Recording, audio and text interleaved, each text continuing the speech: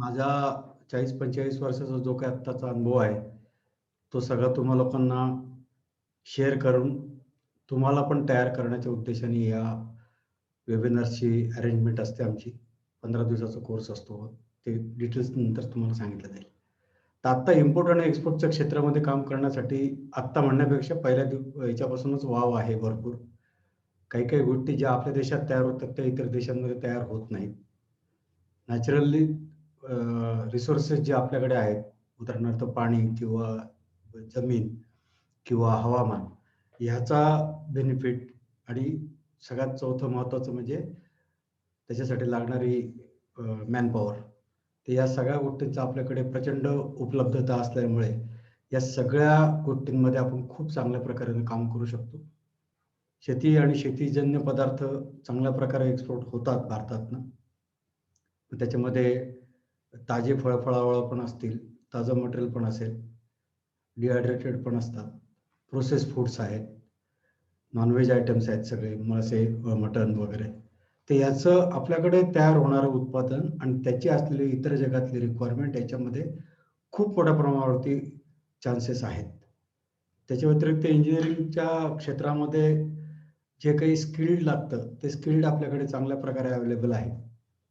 Engineers लोकं आहेत, infrastructure चांगले आहे, कंपन्या चांगल्या आहेत. त्यामुळे गेल्या 10-1 वर्षापासून इंडिया हा ऑटोमोबाईल कॉम्पोनंटचा हब झालेला आहे. जगामध्ये तयार होणाऱ्या कुठल्याही व्हेइकलच्या संदर्भातला कुठला ना कुठला कॉम्पोनंट किंवा जवळपास सगळेच कॉम्पोनंट मी म्हणेन 80% कॉम्पोनंट हे भारतातनं तयार होऊन एक्सपोर्ट केले जातात त्या देशांना. त्यामुळे जरी गाडी आपण बाहेरच्या देशातली कार वापरत असतो, तरी त्याच्यातला कुठला ना कुठला पार्ट हा आपल्या देशात तयार झालेला असतो. आता उदाहरणच द्यायची पाळी आली, तर सिटिंग अरेंजमेंट प्रत्येक ऑटोमोबाईल मधली किंवा व्हेइकल्समधल्या सिटिंग अरेंजमेंट तयार करणारी जी मेन कंपनी आहे पूर्ण जगातली, लिअर कॉर्पोरेशन नावाची, जिचं साऊथ आफ्रिकेला त्याचं हेडक्वार्टर आहे. पण मेन कारखाने त्यांचे जे आहेत, ते मेन कारखाने भारतामध्ये आहेत. भारतात जर सांगायची पाळी आली तर चेन्नई, पुणे आणि नाशिक या 3 ठिकाणी त्यांचे सिटिंग अरेंजमेंट किंवा आसन व्यवस्था हा सगळा भाग जो आहे पार्ट, मग तो विमानातला असू द्या, जहाजातला असू द्या, बसमधला असू द्या, कारमधला असू द्या, हे सगळे सिटिंग अरेंजमेंटचे जे पार्ट आहेत, ते भारतात तयार होतात आणि सगळ्या जगात डिस्ट्रिब्यूट होतात. लेअर कॉर्पोरेशनचे नाशिकला पण 2 फॅक्टऱ्या आहेत. पुण्याला 5-7 आहेत, चेन्नईला 5-7 आहेत. तर या ठिकाणाहून हे सगळे पार्ट बाहेरच्या देशांमध्ये, पूर्ण देशामध्ये एक्सपोर्ट होतात. काही कॉम्पोनंट्स ऑटोमोबाईल्समधले, काही म्हणण्यापेक्षा मी परत 80% वरती येतो, की 80% कॉम्पोनंट आपल्या नाशिक, पुण्यातलं पुण्यात परत चाकण, त्याच्यानंतर सांगली, कोल्हापूर या भागातनं एक्सपोर्ट होतात. कोल्हापूर हे सगळ्या प्रकारच्या कास्टिंगचं माहेरघर आहे. तिथे जगामध्ये लागणाऱ्या सगळ्या गाड्यांच्या संदर्भातले कास्टिंगचे पार्ट जे असतात, मशीनचे कास्टिंग किंवा त्याचे बाकीचे पार्ट, हे कोल्हापूरला तयार होतात. कोल्हापूर, इचलकरंजी, सांगली. सायलेन्सर्स सांगलीला तयार होतात. टू व्हीलरचे असतील किंवा फोर व्हीलरचे असतील. तर हा असा जर का पार्ट तुम्ही बघितला, तर याच्यामध्ये जी काही टेक्निकॅलिटी तुम्हाला पाहिजे आहे किंवा टेक्निकल नॉलेज पाहिजे, ते आपल्याकडे खूप मोठ्या प्रमाणावरती अवेलेबल आहे. औरंगाबाद सुद्धा खूप मोठ्या प्रमाणावरती ऑटो कॉम्पोनंट तयार करून देतो. त्याच्या व्यतिरिक्त प्लास्टिकच्या आयटम्स आहेत, लगेज आहेत. तुमचं सर्व्हिस डिपार्टमेंट किंवा सर्व्हिसिंग पार्ट जो आहे, सर्व्हिसेस एक्सपोर्ट नावाचा एक प्रकार असतो. त्याच्यामध्ये आय-टी इंडस्ट्रीजच्या सर्व्हिसेस जातात, मेडिकल ट्रान्सक्रिप्शनच्या सर्व्हिसेस जातात, मेडिकल सर्व्हिसेस जातात, हॉस्पिटल आणि हॉस्पिटॅलिटी सर्व्हिसेस जातात. तर या सगळ्या सर्व्हिसेस भारतामधनं जात असतात आणि त्याचं जे काही ब्रेन आपल्याकडे आहे, त्या ब्रेनचा उपयोग करून जर का आपण त्याच्यामध्ये कामं केली, तर आपल्याला खूप मोठ्या प्रमाणावरती फॉरेन करन्सी मिळू शकते. एक्सपोर्ट करताय किंवा तुम्ही एक्सपोर्ट करायला सुरुवात केली, की ती एक प्रकारची देशभक्ती होते. देशभक्तीचे वेगवेगळे प्रकार असू शकतात. रादर आहेत. पण आपल्यापुढे डोळ्यापुढे नेहमी देशभक्ती म्हटले, की सैन्यामध्ये जाणं किंवा फिजिकली लढाईच्या याच्यामध्ये उतरणं. मग एअर फोर्स असतील, नेव्ही असेल किंवा आपलं भूदल असेल. तर ते तर आहेच. पहिला पार्ट तोच आहे. पण एक्सपोर्ट करून एक्सपोर्टची करन्सी आपल्या देशामध्ये आणणं ही सुद्धा एक प्रकारची देशभक्ती आहे. कारण ज्या देशाकडे एक्सपोर्ट केल्यानंतर फॉरेन करन्सी ज्या देशाकडे जास्त अवेलेबल आहे, तो देश संपन्नतेच्या बाबतीमध्ये ग्राह्य धरला जातो. आज भारत कुठल्या इकॉनॉमिक लेवलला आहे, तर आपण आज 4थ्या लेवलला आहे. पूर्ण जगामधल्या इकॉनॉमीची जर का कंपॅरेटिव्ह करायचं ठरवलं किंवा त्याचे नंबरिंग करायचं ठरवलं, तर USA is the first, China is second, third one is Japan आणि फोर्थ वन इज इंडिया. त्याच्यानंतर फ्रान्स आहे, त्याच्यानंतर जर्मनी आहे, इंग्लंड त्याच्यानंतर आहे, 7वा 8वा इंग्लंड आहे. तर हे ग्राह्य धरणं किंवा याचे नामांकन मिळणं हे कशाने होणार, तर तुम्ही लोक जर का एक्सपोर्ट जास्त करायला लागले तर पैसा जास्त येणार. फॉरेन करन्सी, पैसा म्हणण्यापेक्षा आपण फॉरेन करन्सी म्हणू. तर ती फॉरेन करन्सी आणणं ही सुद्धा एक प्रकारची देशसेवा झाली आहे. कुठला साधी कुठलाही आयटम तुम्हाला चांगल्या पद्धतीने मार्केटिंग करून तुम्ही पूर्ण जगामध्ये विकू शकता. फॉर्च्युनेटली आता तुमच्या पिढीला internet, digital marketing, website, social media ह्या सगळ्या गोष्टी अवेलेबल आहेत, की ज्या हाताच्या बोटं मोजण्याच्या पिरियडमध्ये सुद्धा एक्सपोर्टचे डीलिंग फायनल होतं. बाहेरच्या देशामध्ये मॅनपॉवर खूप कमी आहे, आपल्या देशामध्ये मॅनपॉवर आहे. आपल्याकडचे ती मॅनपॉवर टेक्निकली चांगली आहे, त्यामुळे बाहेरच्या देशातल्या कंपनीनं एखाद्या वेळेस त्यांना काही नवीन आयटम मॅन्युफॅक्चरिंग करून पाहिजे असेल तर ते जॉबिंग पण करतात. जॉबिंग म्हणजे जॉब वर्किंग. म्हणजे जसं आपण लोकल ट्रान्झॅक्शन करतो, की एखाद्या कंपनीला एखादी वस्तू तयार करून पाहिजे असेल तर ती वस्तू तयार करण्यासाठी लागणारं रॉ मटेरियल हे ती पार्टी आपल्याला देते, आपण त्याच्यातनं जॉब वर्क तयार करून त्या पार्टीला परत तयार करून देतो. तशा प्रकारचं जॉब वर्किंग सुद्धा बाहेरच्या देशातनं आपल्या देशामध्ये मोठ्या प्रमाणावरती केलं जात आहे. मोबाईल्स याचं चांगली उदाहरण म्हणजे मोबाईल्स. तर हे कसं शक्य आहे, तर ते या सगळ्या गोष्टींची मुबलकता आपल्याकडे आहे. आपल्याला मराठीमध्ये एक म्हण आहे, की तुझं आहे तुझं पाशी परी जागा चुकलाशी, असा प्रकार आहे आपल्या केसमध्ये. आपल्याला माहितीच नाहीये. गोधड्या एक्सपोर्ट होतात. ज्या आपल्याकडे पूर्वापार पद्धतीने आपण पांघरण्यासाठी थंडीमध्ये किंवा याच्यामध्ये पांघरण्यासाठी जी गोधडी वापरतो, जिच्यामध्ये ऊब जास्त असते, त्या गोधड्या पण एक्सपोर्ट होतात. मेंढ्यांच्या केसांपासून तयार झालेल्या घोंगड्या पण एक्सपोर्ट होतात. पुरणपोळ्या पण एक्सपोर्ट होतात. मसाले तर होतातच, प्रोसेस फूड होतात, डिहायड्रेटेड फूड्स होतात, इंजिनिअरिंग गुड्स होत आहेत. आत्ताच्या केसमध्ये कोविडच्या कालावधीमध्ये स्प्रेयर्स, ते स्प्रेयर्स पण भारतातनं तयार होऊन जात आहेत. नाशिकला कमीत कमी 5 ते 7 कंपन्या आहेत, की ते स्प्रेयर तयार करतात, ऑटोमॅटिक, सेमी ऑटोमॅटिक. तर कुठलीही गोष्ट येऊ द्या, नवीन असू द्या, त्याच्यामध्ये सेमी ऑटोमेशन असू द्या किंवा फुल ऑटोमेशन असू द्या, या सगळ्या गोष्टी आपण इथे तयार करू शकतो. कमी किमतीत चांगल्या क्वालिटीचा माल आपल्याकडे बनतो. इतर जगातल्या देशांनी मग त्याच्या विरुद्ध थोडंफार बोलायचं झालं, तर ही सगळी ताकद जी आपल्या भारताची आहे, भारताची आणि चायनाची. चायना पण आपल्या बरोबरीनं काम करतो.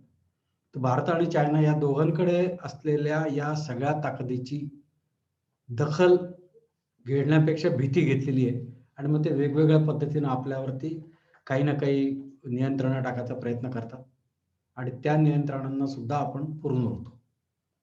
ISO 9000 पाहिजे, म्हणजे काय पाहिजे?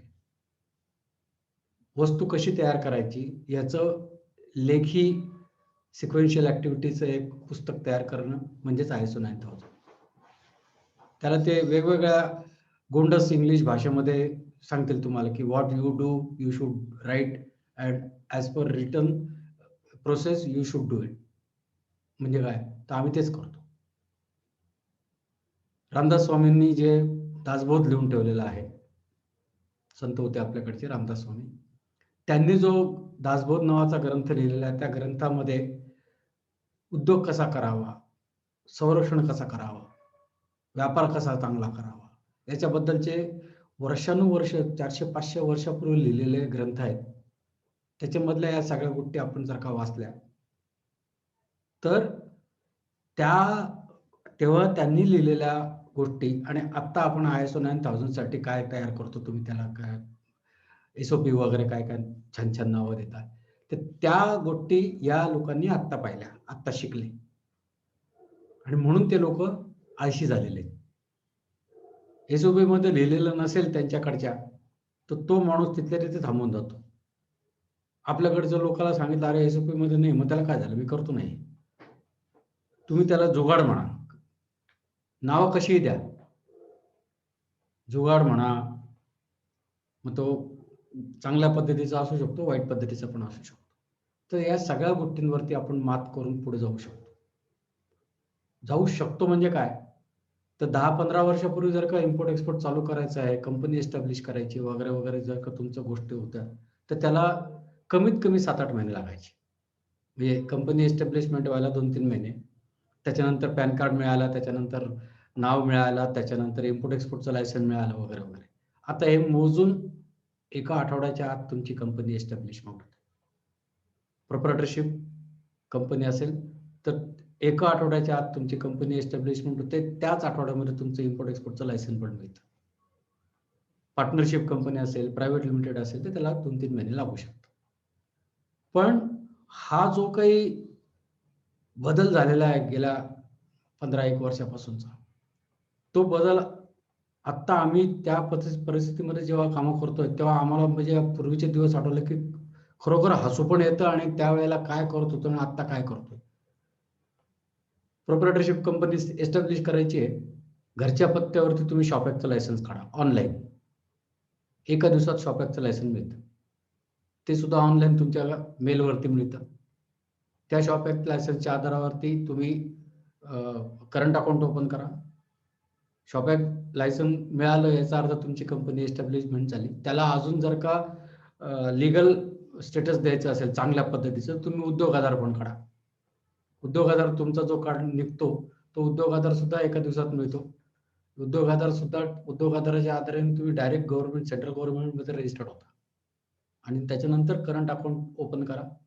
करंट अकाउंटचं चेकबुक आलं की ते चेकबुक, हे शॉपॅकचं लायसन्स, उद्योग आधार, तुमचं पॅन कार्ड, तुमचं आधार कार्ड आणि तुमच्या ज्या ॲड्रेसचा हे केलं त्याचं प्रूफ. एवढ्या गोष्टी तुम्ही दिल्यात की तुमचं इम्पोर्ट एक्सपोर्टचं लायसन्स ऑनलाईन एका दिवसात बाहेर पडतं. हे 10-12 वर्षापूर्वी जर का आम्हाला कोणाला सांगितलं असतं ना, तर ते आम्ही त्या माणसाला वेड्यात काढलं असतं. पण आता तशी कथा नाही. खरोखर या गोष्टी आठवड्याच्या कालावधीमध्ये तुमच्या कंपन्या एस्टॅब्लिश होतात. फर्जी होतात, त्या गोष्टी सोडून देऊ आपण. त्याच्याकडे जायची गरज नाही आपल्याला. तर त्या केसमध्ये एका आठवड्याच्या आत तुमच्याकडे इम्पोर्ट एक्सपोर्टचं लायसन्स येतं. लायसन्स आल्यानंतर त्या लायसन्सच्या आधारावरती तुम्ही गव्हर्नमेंट ऑफ इंडियाची जी फॉरेन ट्रेड पॉलिसी आहे, त्या फॉरेन ट्रेड पॉलिसीप्रमाणे 95% आयटम त्या एकुलता एक इम्पोर्ट एक्सपोर्ट लायसन्सच्या आधारावरती इम्पोर्ट किंवा एक्सपोर्ट करू शकता. 5% आयटम फक्त तुम्हाला दुसरे काही लायसन्स घ्यावे लागतील. मग ते निगेटिव्ह लायसन्स असेल, negative list of import export असतात, त्या आयटम करू नाही शकणार. 1%, 2%. 2% आयटम कॅनलाइज आयटम असतात. ज्याच्या अगेन्स्ट तुम्ही पेट्रोल, डिझेल, ऑइल या वस्तू तुम्ही इम्पोर्ट एक्सपोर्ट करू शकणार नाही. तुम्हाला त्या आयटमसाठी गव्हर्नमेंटच्या कंपनीजच फक्त त्या इम्पोर्ट एक्सपोर्ट करू शकतात आणि 1% आयटम रिस्ट्रिक्टेडमध्ये आहेत. की जे आयटम तुम्हाला इम्पोर्ट करायचे असतील, तर त्याच्यासाठी तुम्हाला एक सेपरेट रिस्ट्रिक्टेड इम्पोर्ट लायसन्स घ्यावं लागतं. बघा, हे 100%चं गणित मी तुम्हाला आता 2 मिनिटात सांगितलं. 95% इम्पोर्ट एक्सपोर्ट लायसन्सच्या आधारावरती सगळे आयटम तुम्ही इम्पोर्ट किंवा एक्सपोर्ट करू शकता. 2% आयटम निगेटिव्हमध्ये जात आहेत. 1% आयटम रिस्ट्रिक्टेडमध्ये जातो आणि 2% आयटम कॅनलाइज आयटम. संपलं 100%. ह्या 95% आयटममध्ये सगळ्या प्रकारच्या वस्तू येतायत. ज्याची इतर देशांना गरज आहे, आपल्याला पण गरज असते. तर या 95% वस्तू या एकुलत्या एक इम्पोर्ट एक्सपोर्ट लायसन्सच्या आधारावरती जे तुम्हाला आठवड्याभराच्या कालावधीमध्ये मिळतं, तुमचं काम चालू होतं. कंपनी एस्टॅब्लिश झाली तुमची आठवड्याभरात. त्याच्यानंतर जर तुम्हाला खरोखर कामं करायची असतील, तर ती कामं करण्यासाठी तुम्हाला वेगवेगळ्या प्रकारच्या आंतरराष्ट्रीय नियमांचा अभ्यास करावा लागतो किंवा ते तुम्हाला माहिती असणं गरजेचं आहे. मग त्या कोणत्या असतात? तर त्याच्यामध्ये इंटरनॅशनल डिलिव्हरी टर्म्स असतात. त्याला इन्को टर्म्स असं म्हणतात, इंटरनॅशनल कमर्शियल टर्म्स. त्याच्यामध्ये काही प्रकार असतात. एक्स वर्क्स असतं, एफ-ओ-बी असतं, सी-अँड-एफ असतं, सी-आय-एफ असतं, डी-डी-यू असतं, डी-डी-पी असतं. तर या गोष्टींचा किंवा या व्याख्यांचा, या शब्दांचा अर्थ तुम्हाला माहिती असणं गरजेचं आहे. मग एक्स वर्क्स म्हणजे काय? तुम्ही आलेल्या एक्सपोर्टच्या ऑर्डरच्या याच्यानुसार माल तयार करून, पॅकिंग करून तुमच्या दरवाजात ठेवणार. मग बाकी तो विमानाने न्यायचा, बाय रोड न्यायचा, बाय सी न्यायचा, बाय रेल न्यायचा. हे सगळं समोरची पार्टी बघते. त्याचा इन्शुरन्स काढणं, ट्रान्सपोर्टचा खर्च करणं, कस्टमचं क्लिअरन्स करणं, त्याच्या देशात नेणं, हे सगळे खर्च ती पार्टी करेल. एफ-ओ-बी म्हणजे तुम्ही मुंबईपर्यंत माल न्याल. मुंबईचा कस्टम प्रोसेस कंप्लीट करून माल त्याच्या ट्रान्सपोर्टरच्या ताब्यात द्याल.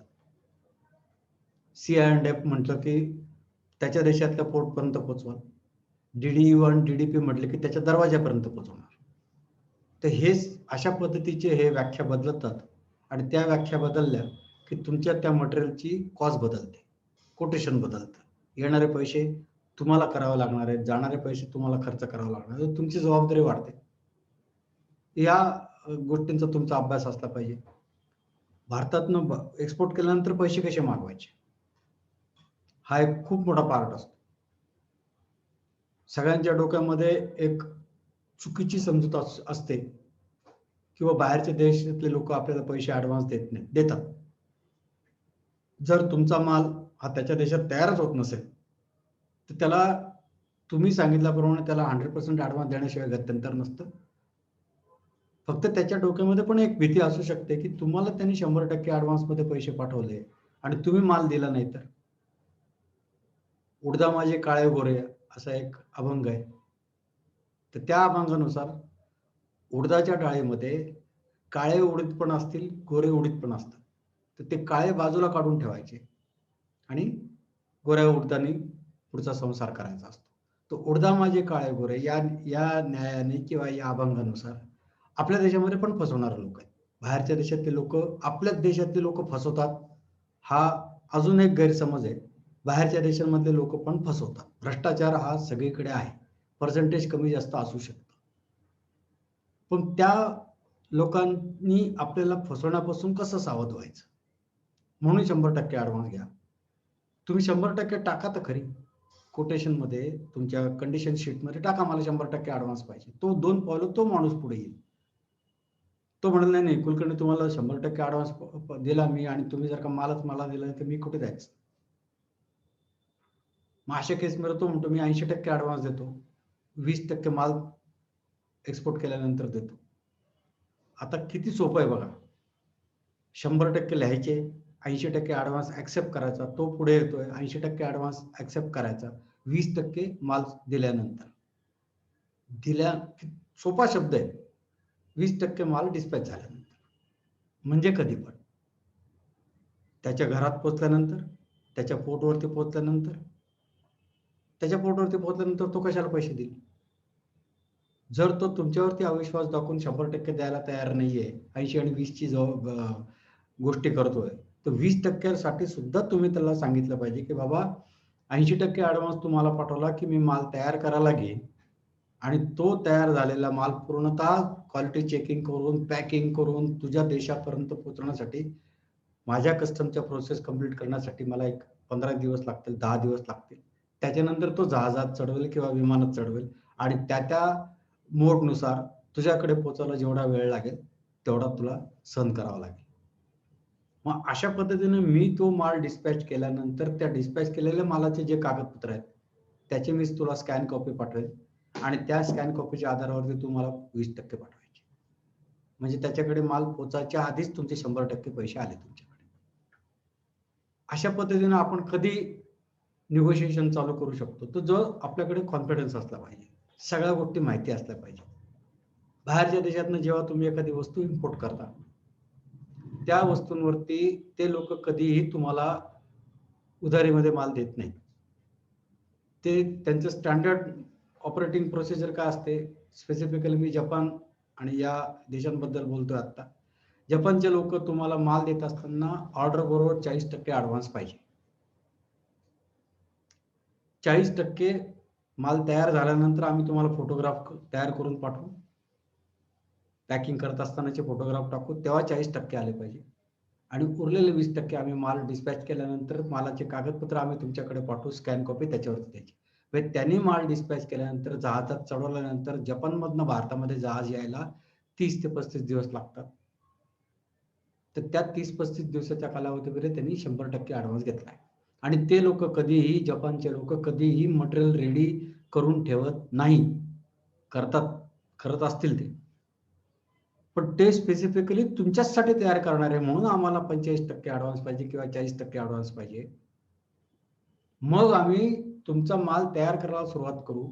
माल तयार करायला आम्हाला 1 महिना लागतो आणि मग त्याच्यानंतर तुम्ही आम्हाला 40% द्यायचे आणि मग 20% त्याच्यानंतर द्यायचे.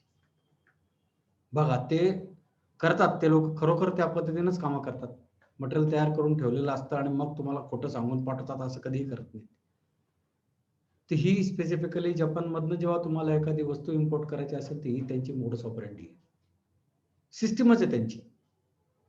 चायनावाला कधीही तुम्हाला 50% ऍडव्हान्स आणि 50% माल तयार झाल्यानंतर याच्याशिवाय माल तयारच करायला घेणार नाही. जपानच्या विरुद्ध चायनामध्ये, चायनावाले माल तयारच करून ठेवलेला असतो. तो फक्त तुम्हाला गोंडस शब्दामध्ये गोड गोड बोलून फिरवतो. तर तुम्ही सुद्धा या गोष्टी करायला पाहिजे, शिकायला पाहिजे, त्याच्यासाठी अनुभव पाहिजे. तर हा अनुभव मिळणं, मग आता उरलेले पैसे मागवायचे कसे? टेलिग्राफिक ट्रान्सफर, जसं आपण लोकल ट्रान्झॅक्शन करत असताना आरटीजीएस करतो, चेक देतो, डीडी देतो, एनईएफटी करतो, एवढे किती प्रकार आपल्याकडे अवेलेबल आहेत. तसं सुद्धा इम्पोर्ट एक्सपोर्ट मध्ये सुद्धा टेलिग्राफिक ट्रान्सफर ही एक बँक थ्रू येणारी पद्धत आहे आणि लेटर ऑफ क्रेडिट ही दुसरी पद्धत आहे. तर लेटर ऑफ क्रेडिटच्या माध्यमातून येणारे पैसे हे सगळ्यात सुरक्षित असतात. 101% ते पैसे येणार म्हणजे येणार. का? तर त्याच्या देशातल्या त्याच्या बँकेने तुम्हाला आणि तुमच्या देशातल्या तुमच्या बँकेला एक प्रकारचं रिटन ॲग्रीमेंट दिलेलं असतं. गॅरंटी दिलेली असते, की तुम्ही या व्यक्तीबरोबर, या कंपनीबरोबर व्यवहार करा. त्याला व्यवहार केल्यानंतर कागदपत्र जे आहेत ते सगळी डिस्पॅच केलेली कागदपत्र शिपमेंटची ते आमच्या बँकेमध्ये जमा करा किंवा तुमच्या बँकेत जमा करा. तुमची बँक आमच्याकडे पाठवेल. आमच्याकडे जे कागदपत्र पोहोचल्या आम्ही तुम्हाला तेवढी अमाउंट काढून पाठवू. ही एक रिटर्न गॅरंटी दिलेली असते. म्हणून लेटर ऑफ क्रेडिटच्या माध्यमातून पैसे घेणं सगळ्यात सुरक्षित. पैसे ॲडव्हान्समध्ये घ्यायचे तर टेलिग्राफिक ट्रान्सफर हा एक प्रकार असतो. गव्हर्नमेंट ऑफ इंडिया, रिझर्व्ह बँकेचे काही नियम आहेत, की माल एक्सपोर्ट झाल्यानंतर त्या मालाचे पैसे भारतामध्ये 6 महिन्याच्या आत आलेच पाहिजे. इम्पोर्ट करण्यासाठी जे काही पैसे तुम्ही फॉरेन करन्सीमध्ये कन्व्हर्ट करून बाहेरच्या देशात पाठवताय, त्याचं इम्पोर्टचं प्रूफ तुम्ही 3 महिन्याच्या आत बँकेमध्ये जमा केलं पाहिजे. कारण तुम्ही तुमच्या रुपयातनं डॉलर, US डॉलर असतील, ऑस्ट्रेलियन डॉलर असतील, जापनीज येन असतील, न्यूझीलंड डॉलर असतील, सिंगापूर डॉलर असतील, हाँगकाँग डॉलर असतील, ते ह्या करन्सीज तुम्ही कन्व्हर्ट करताय. भारतीय रुपये देऊन तेवढा करन्सी तुम्ही परचेस करतायत बँकेतनं तुमच्या. म्हणजे तुम्ही तुमच्या देशातलं परकीय चलन बाहेर पाठवताय. मग त्याचा उपयोग तुम्ही त्याच कामासाठी केला, हे गव्हर्नमेंटला कळायला काय मार्ग आहे? म्हणून नियम टाकलेले आहेत, की इम्पोर्ट केलेल्या मालासाठी पाठवलेले पैशांचा हिशोब, इम्पोर्टचं प्रूफ 3 महिन्याच्या आत तुम्हाला बँकेत जमा करावं लागतं. एक्सपोर्ट केलेल्या मालाचे पैसे 6 महिन्याच्या आत भारतात आणावे लागतात. आणि तुम्ही माझे पैसे आले असं सांगून उपयोग होत नसतो. तुम्हाला त्याच्याबद्दल बँकेकडून एक सर्टिफिकेट घ्यावं लागतं. ते ह्या काय असतात? एलसी काय असते? टेलिग्राफिक ट्रान्सफरचा फॉर्म कसा असतो? एलसीचा फॉर्म कसा असतो? प्रत्येक त्या फॉर्म 1.5-2 पानांचा जो फॉर्म आहे, त्या प्रत्येक पॅराग्राफचा काहीतरी विशिष्ट महत्त्वाचा अर्थ असतो. तो अर्थ तुम्हाला कळला पाहिजे. अजून एक शंका लोकांच्या डोक्यात असते, की एक्सपोर्ट करायचं म्हणजे कंटेनर लोडच माल गेला पाहिजे. 20 फुटी कंटेनर, 40 फुटी कंटेनरच माल गेला पाहिजे, असं काही नाहीये. तुम्ही LCL कार्गो पण देऊ शकता, लेस दॅन कंटेनर लोड. जसं आपण ओलाची रिक्षा करतो, जसं आपण शेअर रिक्षा करतो, इकडून तिकडे जातो. शेअर रिक्षाला पैसे कमी लागतात, वेळ जास्त लागेल, त्रास थोडासा जास्त होईल, अवघडून बसावं लागतं तर. तेच ओलाच्या रिक्षामध्ये तुमच्या घरापर्यंत रिक्षा आहे, ते घरापर्यंत सोडते. रेट जास्त आहे, वेळ कमी लागतो. तसाच प्रकार या इंटरनॅशनल मार्केटमध्ये पण असतो. 20 फूट कंटेनरमध्ये किती टन माल जातो? 20 टन जातो, 22 टन जातो, 50 टन जातो, का 60 टन जातो? 40 फुटामध्ये किती जातो? मग 20 फूट कंटेनरच्या साईजमध्ये किती माल जातो? 20 फुटाच्या कंटेनरचे किती प्रकार आहेत?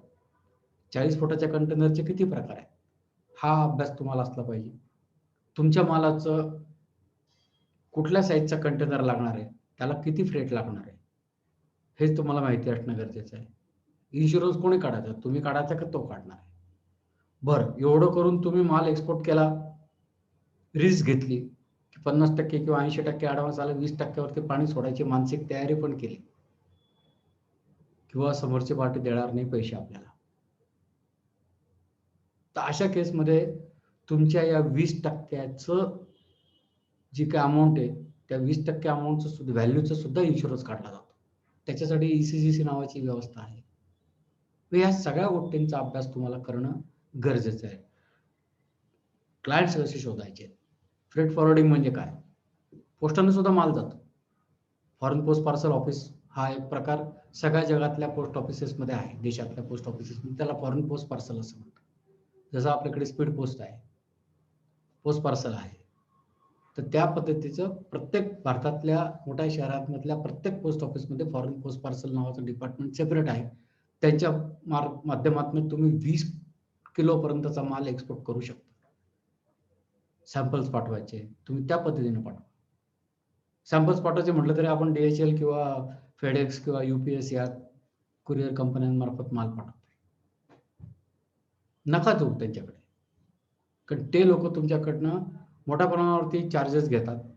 माल व्यवस्थित जातो मान्य आहे, माल सुरक्षित जातो हे पण मान्य आहे, मालाला वेळ कमी लागतो हे पण मला मान्य आहे, पण त्याच्यासाठी रेट जास्त आपण देतो. तेच गव्हर्नमेंट ऑफ इंडियाचं आपल्या देशाचं जे पोस्ट ऑफिस आहे त्यांच्याकडनं द्या. भारतीय रुपये कन्व्हर्ट करायची गरज पडणार नाही. FedEx, UPS, DHL या कंपन्या तुम्ही दिलेल्या पैशांमधनं डॉलरमध्ये कन्व्हर्शन करून त्यांचे प्रिन्सिपल देशात घेऊन जातात. हा पण पार्ट तुम्ही लक्षात ठेवला पाहिजे. फ्रेट फॉरवर्डर्स कसे असतात? लॉजिक LCLचा रेट कसा मिळेल? 20 फुटाचा रेट कसा मिळतो? 40 फुटाचा रेट कसा मिळतो? या सगळ्या गोष्टींचा अभ्यास तुम्हाला असला पाहिजे.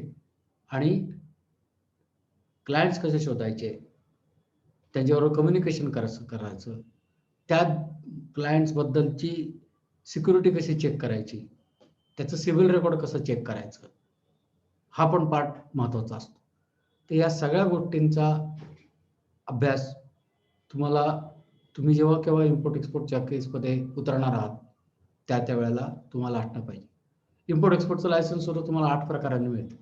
सर्व्हिस प्रोव्हायडर म्हणून मिळतं, मॅन्युफॅक्चरर एक्सपोर्टर म्हणून मिळतं, मर्चंट एक्सपोर्टर म्हणून मिळतं, मॅन्युफॅक्चरर कम मर्चंट म्हणून मिळतं.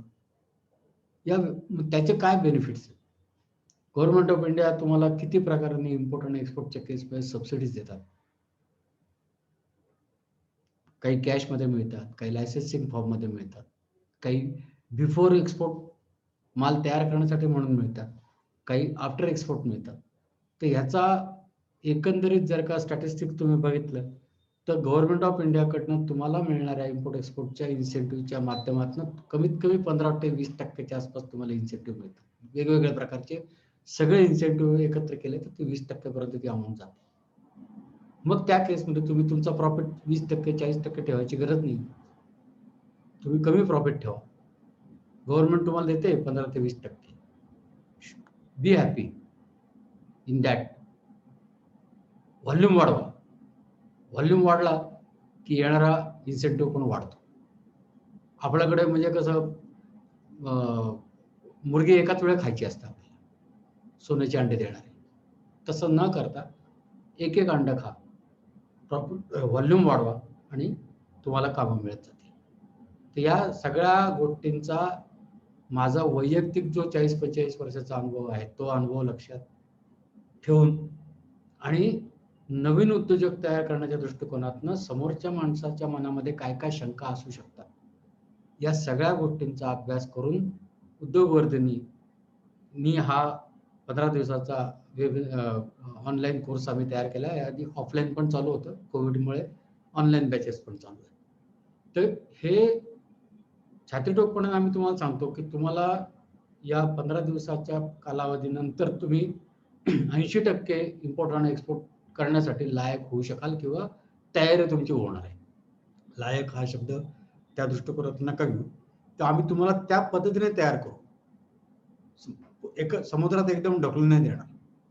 समुद्रात कसं पोहायचंय, पाणी खारट आहे, पिऊ नका, कशा पद्धतीने विश्रांती घ्या, कुठे थांबा, या सगळ्या गोष्टींचा तुम्हाला आधार देत देत देत आम्ही तुम्हाला समुद्रामध्ये उतरवणार आहोत. समुद्रच आहे हा. इम्पोर्ट एक्सपोर्ट हा समुद्रच आहे. त्याच्यामध्ये खूप कस्टमच्या प्रोसेस कशा असतात हे पण तुम्हाला शिकायला मिळेल. प्रत्यक्षामध्ये तुम्हाला कस्टममध्ये जावं लागतं का? काही गरज नाही जायची. मग क्लिअरिंग एजंटचा रोल काय असतो? शिपिंग कंपन्यांचे खर्च कसे असतात? वेअरहाऊसिंग चार्जेस कसे असतात? तुम्ही इम्पोर्ट करत असताना dock disturb delivery, factory disturb delivery, export करत असताना फॅक्टरी स्टफिंग, डॉक स्टफिंग, हे काय टर्मिनॉलॉजी काय त्या तर तुम्हाला माहिती असल्या पाहिजे. आणि त्याचा अभ्यास किंवा या सगळ्या गोष्टी शिकवणारा कुठल्याही प्रकारच्या युनिव्हर्सिटीचा कोर्स आपल्याकडे नाहीये, ही त्यातूनही दुर्दैवाची गोष्ट आहे. ज्या काही प्रायव्हेट युनिव्हर्सिटीज किंवा प्रायव्हेट शैक्षणिक संस्था याच्याबद्दलचे कोर्सेस घेतात, त्यांची फीस प्रचंड आहे. 2-2 वर्षाचा त्यांचा कोर्स असतो. त्याला कोणी इम्पोर्ट एक्सपोर्ट मॅनेजमेंटचं नाव देतात, कोणी supply chain management, MBA with supply chain management, MBA with international business वगैरे वगैरे नावं देऊन शिकवत आहेत. युनिव्हर्सिटीचा गव्हर्नमेंट एज्युकेशनमध्ये या कुठल्याही पद्धतीचा कुठलाही कोर्स इथे इम्पोर्ट एक्सपोर्टच्या संदर्भातला नाहीये. ही एक अजून चुकीची गोष्ट आपल्या देशामध्ये आहे. आता कुठे नवीन शैक्षणिक धोरण जाहीर झाले आणि त्याच्यामध्ये आता या सगळ्या गोष्टींना जास्त उपलब्धता देते गव्हर्नमेंट. 10वी पर्यंत रेग्युलर शिक्षण प्लस प्रॅक्टिकल शिक्षण याच्यातलं. मग कुठे मेकॅनिक, कुठे इलेक्ट्रिकल, कुठे शेती, कुठे इम्पोर्ट एक्सपोर्टचे कोर्स, ह्याचं प्रॅक्टिकल शिक्षण तुम्हाला तुमच्या मुलांना आता मिळायला सुरुवात होईल. किती कधी मिळेल, काय मिळेल, धोरण डिक्लेअर झाले, कधी मिळेल, काय मिळेल हा शंकेचा विषय असू शकतो. पण गव्हर्नमेंटला आता जाग आलेली आणि ती लोक करतात. तर या उपर आता अजून आता तुमचे काही जे काही प्रश्न असतील ते प्रश्न आपण घेऊ आणि नंतर कोर्स कधी चालू होईल, फीज किती आहे, टायमिंग काय आहे वगैरे राम तुम्हाला परत एक्सप्लेन करते. Yes, thank you Kulkarni sir for wonderful guidance. आणि ज्यांना क्वेश्चन्स आहे प्लीज तुम्ही चॅट बॉक्सवरती क्वेश्चन्स टाका, आम्ही तुमचे सगळे क्वेश्चन्स कव्हर करूया. त्याच्यात आपल्यासोबत आपले 2 पास्ट पार्टिसिपंट जॉईन झाले, डॉक्टर आशिष माने सर आणि सोनल कोतकर मॅडम, ज्यांनी आता रिसेंटली आपला इम्पोर्ट एक्सपोर्टचा कोर्स कम्प्लीट केला. तर मी आता त्यांना रिक्वेस्ट करतो, आशिष सरांना सगळ्यात आधी, की त्यांनी आपला फीडबॅक शेअर करावा, त्यांना एक कोर्सचा कसा फायदा आला आणि आपण काय करतात आपल्या व्यवसायाबद्दल पण माहिती द्यावी. तर Ashish sir, over to you. Sir, माझा आवाज ऐकू येतो ना? हो, येस सर. हा, नमस्ते सर्वांना माझ्याकडून आणि उद्योगवर्धिनीच्या टीमला. मी आशिष विलास माने बोलतोय. मी फर्ग्युसन कॉलेजमध्ये असिस्टंट प्रोफेसर आहे. तर मी फॅकल्टी डेव्हलपमेंट कोर्स केल्यानंतर मला या कोर्सची माहिती कळाली आणि मी 1-2 दिवस विचार केला, माझ्या मित्रांना विचारलं, नातेवाईकांना विचारलं की मी शिक्षक आहे तरी कसं मला याचा पुढे उपयोग होईल. तर इमिजिएट 15 दिवसाच्या कोर्स नंतर मला एवढा कॉन्फिडन्स आला की मी आता माझ्या मिसेसच्या नावावर प्रायव्हेट लिमिटेड कंपनी काढायचा विचार करतोय आणि इम्पोर्ट एक्सपोर्ट लायसन्स घेण्याच्या मी आता पुढच्या प्रोसेसमध्ये जाणार आहे.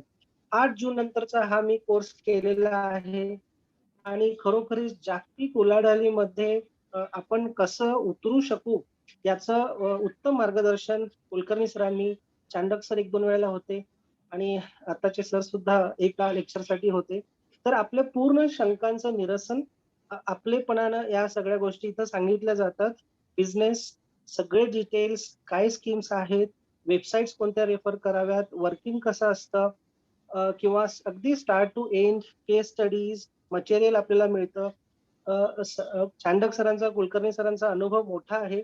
मला कधी एकदा या अशा गोष्टींमध्ये उतरून पैसे तर मिळवायचेच आहेत आणि एक सक्सेसफुल आयुष्य किंवा इतरांना सांगायचं की मी हे यशस्वीपणे केलेलं आहे. मला आता खूपच माझा त्यामध्ये इंटरेस्ट डेव्हलप झालेला आहे आणि इन फ्युचर भारताची ही एनर्जी ऑफ युथ चायनाला कॉम्पिटिशन करायचं आहे. तर मी सांगेन की रिस्क घेऊन आणि कमीत कमी रिस्क कशा आपल्याला पुढे अडचणी येणार नाहीत याचं मार्गदर्शन सुद्धा मिळेल आणि एक वेगळा कॉन्फिडन्स तुम्हाला तुमच्या इतर फील्डमध्ये सुद्धा येईल याची मला पूर्ण खात्री वाटते. आणि ज्यांना शक्य आहे त्या सर्वांनी हा कोर्स करावा असा माझा मेसेज आहे. थँक्यू सर, मला तुम्ही इथं बोलायची संधी दिली.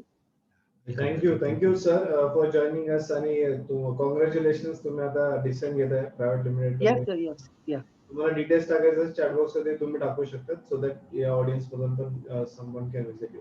आता मी सोनल मॅम ला रिक्वेस्ट करतो की आपण आपल्याला जो फायदा आलाय किंवा आपण काय प्लॅन करतो तुम्ही पण शेअर करा feedback. Over to you Sonal. Just unmute करा. Sonal ma'am, yes, yeah, over to you. Hello. Yes ma'am. Hello. बोला. मी सोनल दीपक कोटकर, मी नाशिकमध्ये असते. लेटेस्ट मी आता 8 जूनचा जो कोर्स होता उद्योगवर्धनीचा तो आत्ताच कंप्लीट केलाय आणि कोर्स झाल्यानंतर असं वाटतंय की कोर्स मधनं खूप काही शिकायला मिळालं. तर मनामध्ये जी भीती असते की आपण इम्पोर्ट एक्सपोर्टचा कोर्स करायचा म्हणजे खूप काहीतरी मोठं करायचंय बाबा, भीती वाटते. पण कुलकर्णी सरांनी इतक्या साध्या आणि सोप्या भाषेत शिकवलं की असं वाटतं की आता कॉन्फिडन्स निर्माण झालाय की आता आपण नक्कीच हा कोर्स करू शकतो, आपण इम्पोर्ट एक्सपोर्ट करू शकतो. आता आजच सकाळी माझ्या मनात आलं होतं की कुलकर्णी सरांना भेटावं. मी डॉक्युमेंट्स तयार केले आणि कुलकर्णी सरांना प्रायव्हेट जाऊन विचारावं की सर हे डॉक्युमेंट्स करेक्ट आहेत ना, ह्याच्या पुढे अजून आपल्याला काय लागतं. तर कुलकर्णी सरांचं गायडन्स घ्यायचं आहे. उद्योगवर्धनी हा खूप मस्त कोर्स करते की जेणेकरून सर्वांचा कॉन्फिडन्स वाढतोय. त्याबद्दल thank you Udyogvardhini and thank you Kulkarni sir. Thank you ma'am. Wish you all the best. आणि लवकरच तुम्ही या. Even we would like to see your documents आणि लवकरच तुमचं एलसी वगैरे पण बघायला आवडेल आम्हाला. Okay, thank you. ओके, सो आता मी क्वेश्चन्सला मूव्ह करतो. सो बरेचसे क्वेश्चन्स आहे ऑडियन्स मधून. So thank you both the participant for joining. आणि आता मी क्वेश्चन्सला कंटिन्यू करतो. ओके, सो पहिला क्वेश्चन आहे की करन्सी रेट हायर असलेल्या कंट्रीलाच एक्सपोर्ट करायचंय का? नाही, अशी काही गरज नाही आहे. करन्सी रेट हायर असलेलाच याला करा. जनरली सगळे लोक US डॉलरला करतात. पण जर तुम्ही त्या देशाच्या कंट्रीच्या करन्सीमध्ये जर का एक्सपोर्ट केलं तर तिथे दोघांचाही फायदा होतो. आपला फायदा असा होतो की आपल्याला एक तर फॉरेन करन्सी त्याच्या देशाची मिळते, हा एक फायदा. दुसरा, त्या समोरच्या पार्टीला जो फायदा होतोय तो म्हणजे त्याला त्याच्या देशातली करन्सी परत डॉलरमध्ये कन्वर्ट करून मग आपल्याला डॉलर पाठवायची गरज पडत नाही, हा त्याचा फायदा होतो. ही मार्केटिंग मधली एक महत्वाची पॉइंट मी तुम्हाला सांगतोय की तुम्ही ऑस्ट्रेलियाला माल एक्सपोर्ट करत असाल तर ऑस्ट्रेलियन डॉलरमध्ये त्याला कोटेशन द्या. तुम्ही डॉलरमध्ये US डॉलरमध्ये त्याला कोटेशन दिलं की त्या माणसाला तुमचे पैसे पाठवत असताना he has to convert his Australian dollar into US dollar आणि मग ते US डॉलर आपल्याकडे येतं. तर इथे काही कारण नसताना अमेरिकेचा डॉलर हा वाढत जातो. अमेरिकेला जर का दाबायचं असेल चलनाच्या केसमध्ये तर आपण त्या देशाच्या फॉरेन करन्सीच्या चलनामध्ये जर का ट्रान्झॅक्शन करायला सुरुवात केली तर US डॉलर ऑटोमॅटिकली खाली येईल. त्यामुळे कुठल्याही प्रकारे फक्त डॉलरमध्येच करायचा किंवा करन्सी हायर साईडला आहे त्याच्याच मध्ये करायचा अशातला काही गरज नाही.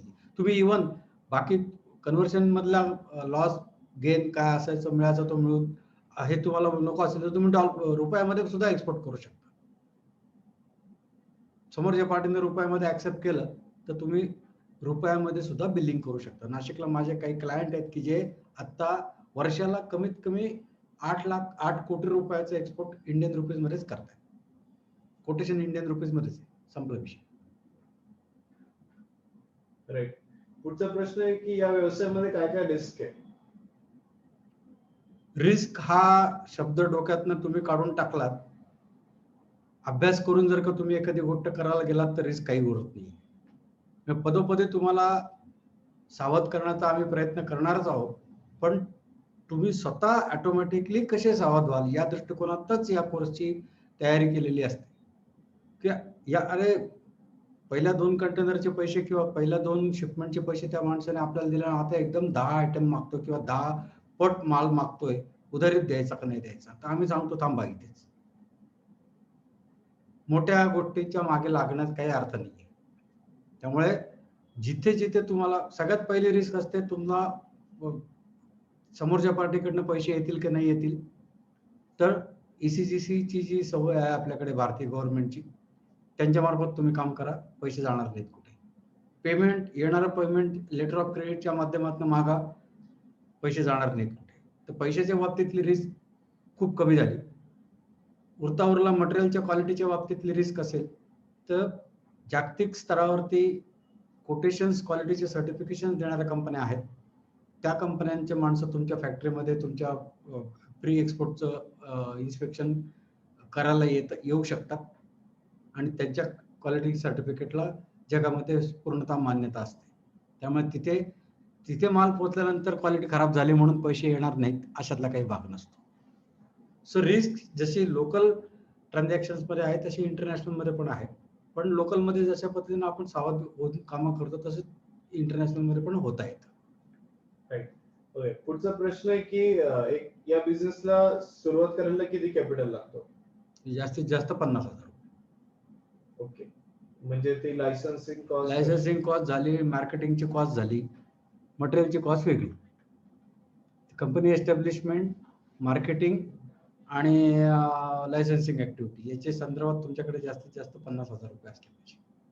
राईट. ओके, आणि हा व्यवसाय सुरू करायला किंवा रन करायला काय काय बेसिक नॉलेजची आवश्यकता आहे?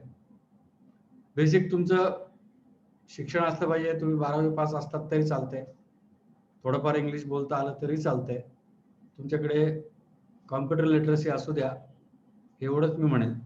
आणि डोकं समोरची पार्टी काय म्हणते आहे ते शांतपणाने ऐकून त्याच्यानुसार तुम्हाला कोटेशन देता आलं पाहिजे आणि त्याच्यावर डिलिंग करता आलं पाहिजे. तर हा जन्मजात गुण प्रत्येकाकडे आपल्याकडे असतोच. ओके, पुढचं आहे की फॉरेन करन्सी मध्ये जे फ्लक्च्युएशन होतात इंडियन करन्सीच्या अगेन्स्ट, त्याच्याने आपल्या प्रॉफिट मार्जिनवर फरक पडतो का? अल्टिमेटली फरक पडतो. याचं कारण असं होतं की तुम्ही पैसे कधी मागवता आणि त्या दिवसाला येणारा एक्सचेंज रेट कोणता आहे. जेव्हा तुमचे पैसे बँकेमध्ये येतात त्या दिवशीच्या असलेल्या बँकेच्या एक्सचेंज रेटनुसार तुम्हाला पैसे मिळतात. आता उदाहरणार्थ तुम्ही एखाद्या एक्सपोर्टचं कोटेशन तयार करत असताना कस्टमचा एक्सचेंज रेट वापरा. कस्टम मध्ये सुद्धा इम्पोर्टचा एक्सचेंज रेट आणि एक्सपोर्टचा एक्सचेंज रेट असे 2 रेट दर 15 दिवसासाठी फिक्स असतात. तर हे फिक्स असलेले एक्सपोर्टचे रेट, त्या रेटने तुम्ही तुमचं कॅल्क्युलेशन करून कोटेशन द्या. पण फिजिकली त्याच्या अगेन्स्ट कोटेशनच्या टर्म प्रमाणे तुमचे जेव्हा पैसे येतील तेव्हा येणाऱ्या पैशाचं इंडियन रुपीज कन्व्हर्शन हे त्या दिवसाच्या बँकेच्या एक्सचेंज रेटने होतं. आणि बँकांचे एक्सचेंज रेट हे दररोज बदलतात. जसे शेअर मार्केटमध्ये शेअरचे रेट बदलतात तसं बँकांच्या एक्सचेंज रेट हे दररोजचे बदलतात. त्यामुळे 72 रुपये आता डॉलरचा कस्टमचा एक्सचेंज रेट असेल तर 72 रुपये डॉलर प्रमाणे तुम्ही कन्व्हर्शन करा आणि डॉलरला कोटेशन द्या त्या पार्टीला. आणि तुमचे पैसे जेव्हा येतील, समजा ते 7 तारखेला आले, 8 तारखेला आले, तर 8 तारखेला 9 तारखेला जो एक्सचेंज रेट चाललेला असेल बँकेचा तो समजा 73 रुपये 50 पैसे असेल, 3 रुपये फायदा झाला तुमचा. तर हे प्लस मायनस होत राहतं. त्याच्यावरतीच कशी मात करायची त्याच्या पण काही सोयी आहेत, सुविधा आहेत, त्याचा उपयोग तुम्हाला करता येऊ शकतो. Right, thank you sir. आणि अजूनही बरेचसे क्वेश्चन्स आहे, आम्ही सगळे तुमचे क्वेश्चन्स कव्हर करूयात. माझ्याकडे 15 क्वेश्चन्स आहे. Don't worry, will take all the questions. त्याच्या आधी काही कोर्स बद्दल क्वेश्चन्स आहे, सो मी क्विकली एकदा कोर्स बद्दल क्वेश्चन कव्हर करतो. तर सर, उद्योगवर्धिनीचा export import with global management हा जो कोर्स आहे हा चालवतोय फ्रायडे पासून 9 जुलै पासून, आणि याचं टायमिंग आहे रोज सकाळी 7:30 ते 9. याचं ड्युरेशन आहे 15 दिवस आणि डेली हा रोज सकाळी 7:30 ते 9 लाईव्ह ऑनलाईन हा कोर्स आहे. आणि याची फीज आहे 4,000. तर तुम्हाला चॅट बॉक्स वरती लिंक टाकलेली आहे. तर त्या लिंकने तुम्ही आजच्या वेबिनार किंवा या कोर्सला तुम्ही रजिस्टर करू शकता किंवा आजचा हा सिलेबस तुम्ही वेबसाईट वरती येऊ शकता. तर इकडे तुम्हाला आजचं ज्यांनी वेबिनार उशिरा जॉईन केला किंवा पुन्हा बघायचं असेल, आजच्या वेबिनारची रेकॉर्डिंग तुम्हाला इकडे वॉच लेटेस्ट वेबिनारला बघायला मिळेल. इकडे उद्या रेकॉर्डिंग अपलोड झालेली असेल तर तुम्ही नवीन रेकॉर्डिंगही बघू शकता. आणि हा सगळा सिलेबस आहे, एकदम डिटेल्ड हा 15 डेज कोर्स आहे. याच्यामध्ये तुम्हाला सगळ्यात आधी फर्म एस्टॅब्लिशमेंट प्रोसेस काय, मग कशी कंपनी उघडायची, डॉक्युमेंट्स काय काय लागतात, मग DGFT चे लायसन्सेस काय काय, मग IC कोड आहे, EPC चे लायसन्स आहे, MSCI लायसन्स आहे, MSIS आहे, CIS आहे, जे काही स्टार हाऊस सर्टिफिकेट आहे, तर असे सगळे लायसन्सेस बद्दल तुम्हाला याच्यामध्ये डिटेल गायडन्स करणार आहे. मग एक्सपोर्ट इम्पोर्ट इसेन्शियल्स वरती, मग त्याच्यामध्ये बेसिकली तुम्हाला काय काय डॉक्युमेंट लागतात, बाहेर कसं सर्च करायचं, मार्केट सर्वे कसा करायचा, गव्हर्नमेंट स्कीम्स काय काय, पर्चेसिंग पॅकेजिंग कशी करायची, क्वालिटी कंट्रोल यावरती आहे. देन लॉजिस्टिक अँड ट्रान्सपोर्टेशन, मग various types of ocean freights, containers कसे असतात, मग एअरने तुम्ही कसं करू शकता, हाऊ मच क्वांटिटी तुम्ही बसू शकता, स्टेक होल्डर्स कोण कोण आहे, मग CHA असतात, एक्सपोर्ट प्रमोशन काउन्सिल्स असतात, त्याच्यावरती आहे. मग पेमेंट्स रिगार्डिंग, मग पेमेंट्स कसं करायचंय, मग लेटर ऑफ क्रेडिट आहे किंवा इंटरनॅशनल पेमेंट कसे करायचंय, बिलिंग प्रोसेस, कोटेशन याच्यावरती असेल. त्याच्यानंतर गव्हर्नन्स ऑफ एक्सपोर्ट इम्पोर्ट आहे आणि मग एक्सपोर्टचे इन्सेंटिव्ह स्कीम्स आहे.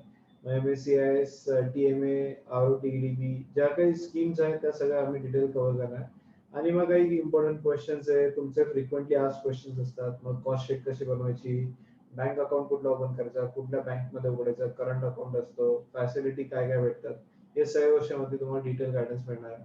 आणि याच्यामध्ये मेंटर्स ऑफकोर्स कुलकर्णी सर तुम्हाला याच्यामध्ये डिटेल गायडन्स करणार आहे. आणि चांडक सर पण तुम्हाला याच्यामध्ये बिझनेस कसा करायचा याच्यामध्ये तुम्हाला मार्गदर्शन करणार आहे.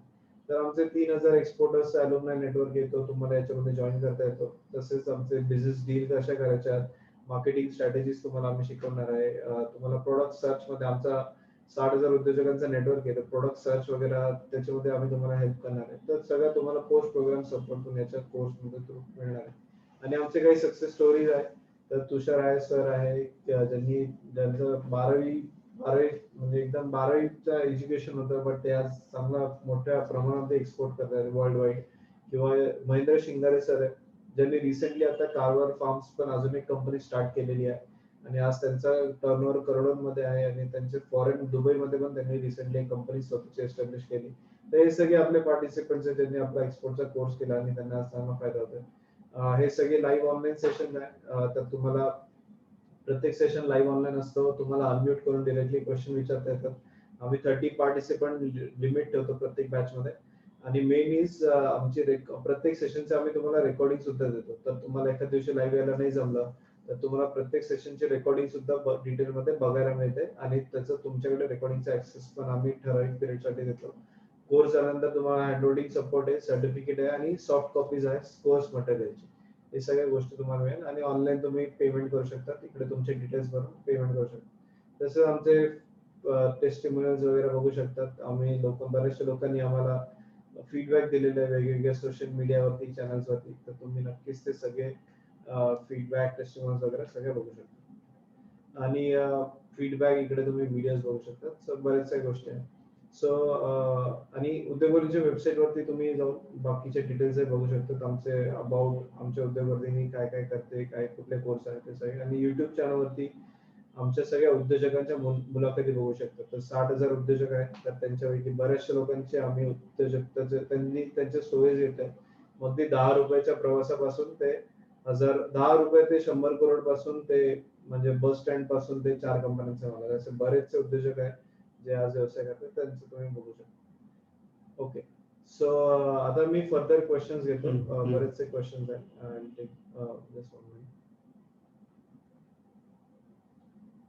Okay,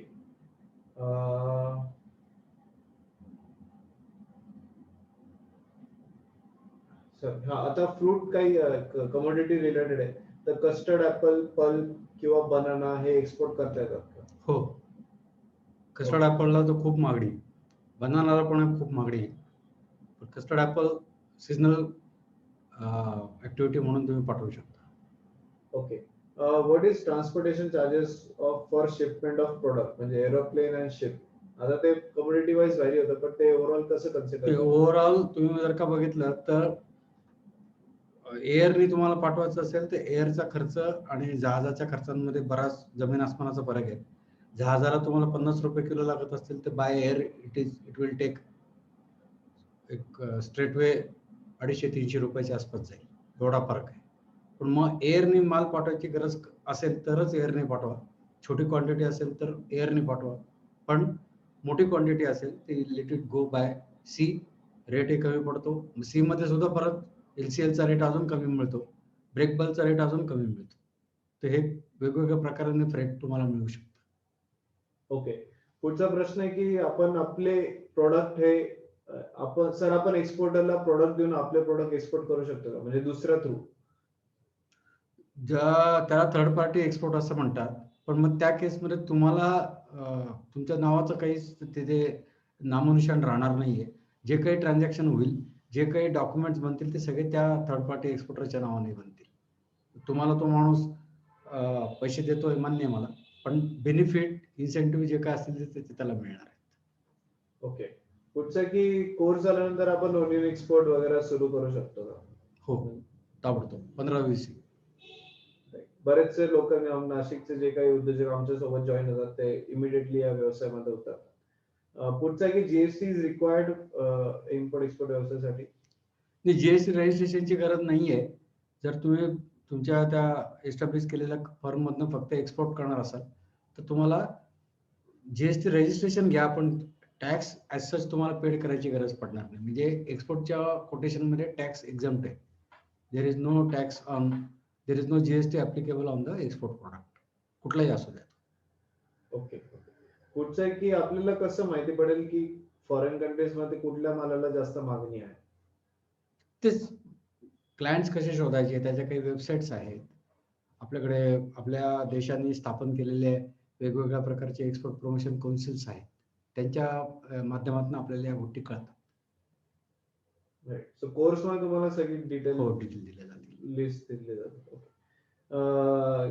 can buyers give priority to proprietary company म्हणजे प्रोप्रायटरी कंपनीला बायर्स देतात. येस. अच्छा. ओके. पुढचं की नवीन एक्सपोर्टरला 70% ऍडव्हान्स किंवा 50% ऍडव्हान्स अशा गोष्टी मिळू शकतात? हो, मिळू शकतात ना. तुमचा आयटमच जर का युनिक असेल आणि तो आयटम त्याला पाहिजेच असेल, रेट तुमचे व्हॅलिड असतील किंवा चांगल्या पद्धतीचे रेट असतील तर देतात. म्हणून मग हा पॉइंट जेव्हा सांगत होतो तेव्हाच मी सांगितलं की तुमच्या डोक्यात एक कन्सेप्ट काढून टाका. नवीन असू द्या, जुना असू द्या. जुनं माणसं फसत नाहीत का? नवीनच माणसं फसतात. अशातला काही भाग नाही.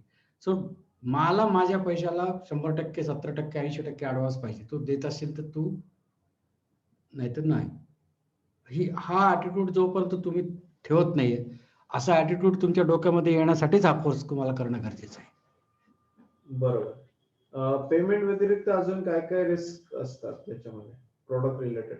प्रोडक्ट फक्त क्वालिटीचे रिस्क असू शकते. त्याच्यावरती पण तुम्ही उपाय तुम्हाला सांगितला की थर्ड पार्टी इन्स्पेक्शन एजन्सीज आहेत ज्या पूर्ण जगामध्ये मान्यता पावलेल्या असतात.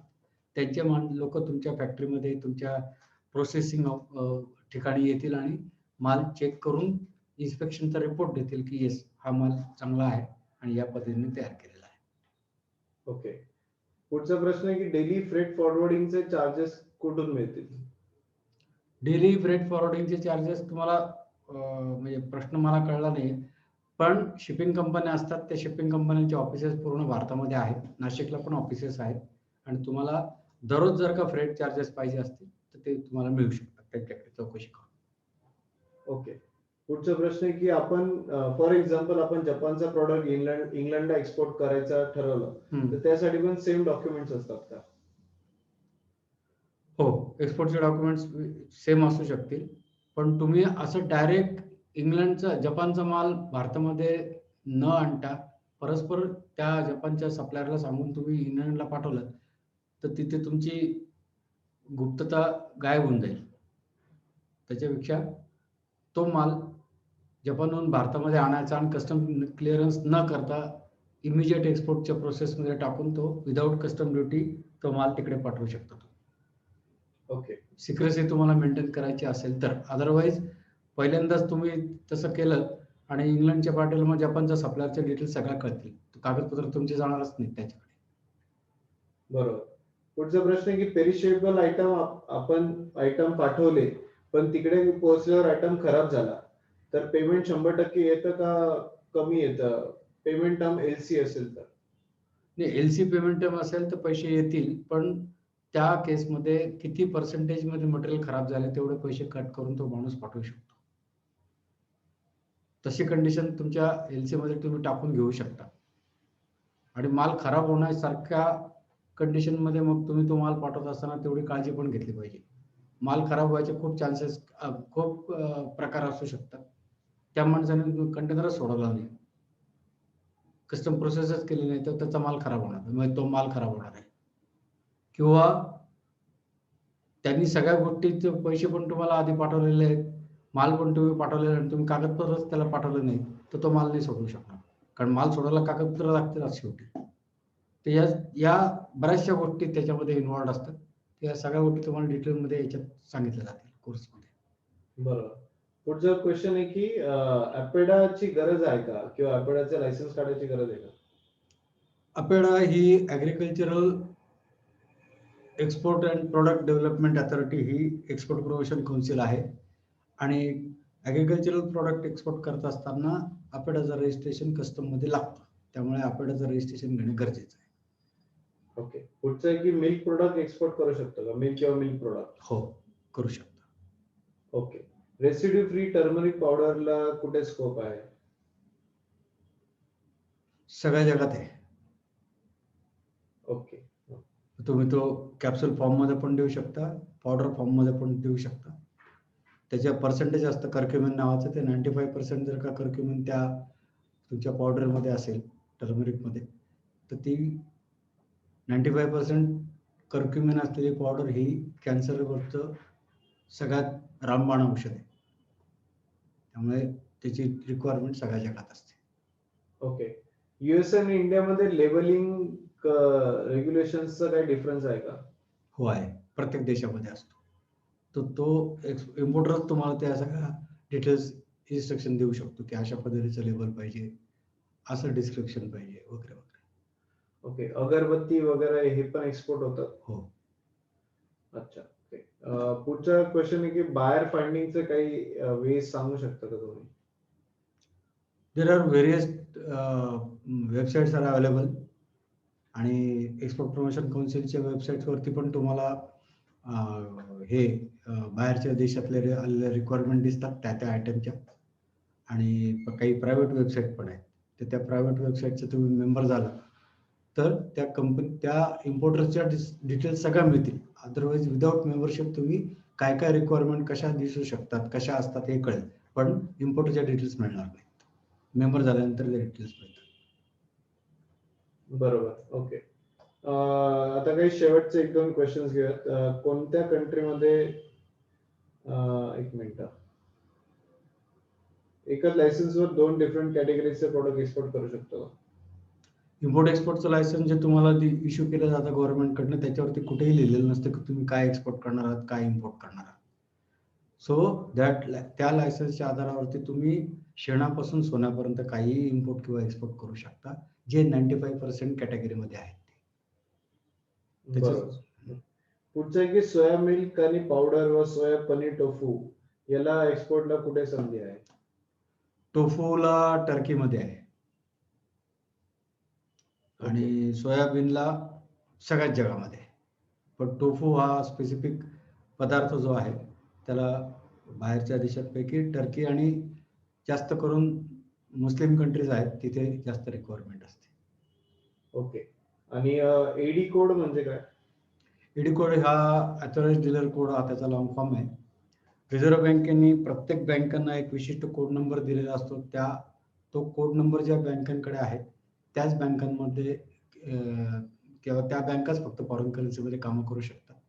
ज्यांच्याकडे कोड नंबर नाहीये एडी कोड त्या बँका त्या फॉरेन करन्सीमध्ये काम करू शकत नाही. बरोबर. ओके. आणि ओनियन पावडर आणि ओनियन पावडरला डिमांड आहे का? खूप आहे, कारण जगामधला सगळ्यात जास्त कांदा पिकवणारा देश भारत आहे.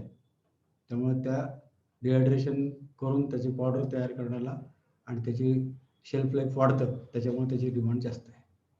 ओके.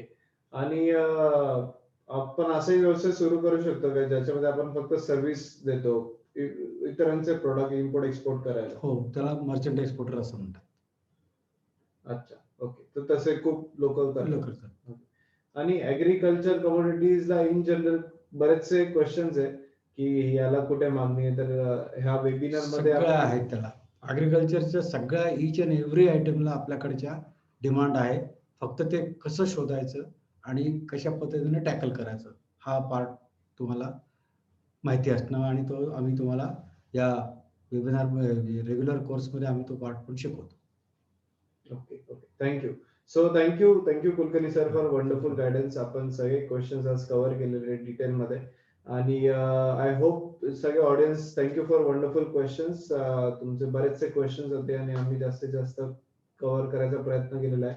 आय थिंक सगळेच कव्हर केलेलं आहे. So thank you for wonderful questions. ज्यांना कोर्स करायचा आहे तुम्हाला चॅटबॉक्स वरती ऑलरेडी आम्ही लिंक टाकलेली आहे, तर त्याच्याने तुम्ही ऑनलाईन रजिस्ट्रेशन करू शकता, ऑनलाईन पेमेंट करू शकता. ज्यांना अजूनही क्वेश्चन्स आहे, आम्ही जे नंबर दिलेले आहे चॅटबॉक्स वरती, तुम्ही त्याच्यावरती कॉन्टॅक्ट करू शकतात आणि फर्दर अजूनही माहिती मिळवू शकतात. आमच्या वेबसाईट वरती या कोर्सचा डिटेल सिलेबस आहे, तुम्हाला ऑनलाईन सगळं दिलेली आहे. आणि हा कोर्स लाईव्ह ऑनलाईन आहे, रोज सकाळी 7:30 ते 9 याचा टायमिंग आहे आणि अक्रॉस महाराष्ट्रातून हे सगळे लोक आमच्या पार्टिसिपंट जॉईन होतात. तुमची एक कम्युनिटी होऊन जाते या एक्सपोर्टच्या कोर्स थ्रू. बरेचसे पार्टिसिपंट आम्ही बघितलेले की प्रत्येक बॅच मध्ये वेगवेगळ्या पार्टिसिपंट्स मधूनच त्यांच्या आपसात एक व्यवसाय सुरू होऊन जातो. तर असे तुम्हाला एक संधी मिळेल, या कोर्स थ्रू तुमचा एक नेटवर्क बनतो आणि आम्ही बऱ्याचशा बॅचेस आम्ही करतो. दर महिन्याला आमची एक बॅच असते, त्याच्यामध्ये 30 पार्टिसिपंट्स पर्यंत आम्ही एक्सेप्ट करतो. तर तुमचा एक चांगला नेटवर्क होऊन जातो आणि आम्ही तुमच्या सगळ्या आमच्या बॅचेसला आम्ही एकमेकांना कनेक्ट करतो. तर त्याचाही तुम्हाला नक्कीच फायदा होऊ शकतो. सो विथ दॅट आपण आजचा वेबिनार इथे थांबूयात. ज्यांना कोर्स करायचा आहे 9 जुलै पासून चालू होत आहे लाईव्ह ऑनलाईन आणि रोज सकाळी 7:30 ते 9 याचा टायमिंग आहे. झूम वरती असतो आणि प्रत्येक सेशन रेकॉर्डही होतो. तर तुम्हाला सेशनची रेकॉर्डिंग वगैरे सगळ्या गोष्टी आजच्या या त्या वेबिनार मध्ये कोर्समध्ये तुम्हाला बघायला मिळेल. कोर्स मटेरियल मिळेल आणि लिमिटेड ऑडियन्स असते, त्याच्यामुळे तुमचे सगळे क्वेश्चन्स तुम्ही अनम्यूट करून डायरेक्टली विचारू शकता. सो विथ दॅट आपण आजचा वेबिनार थांबूयात. Thank you Kulkarni sir for wonderful guidance आणि थँक्यू जे दोन्ही टेस्टिमोनियल जॉईन झाले होते, आशिष सर आणि सोनल मॅडम. आणि thank you all audience for wonderful question and for joining us live. So आजचा वेबिनार इथे थांबूयात आणि see you all on Friday, शुक्रवारी सकाळी 7:30 ते 9. थँक्यू. Good night. थँक्यू. धन्यवाद.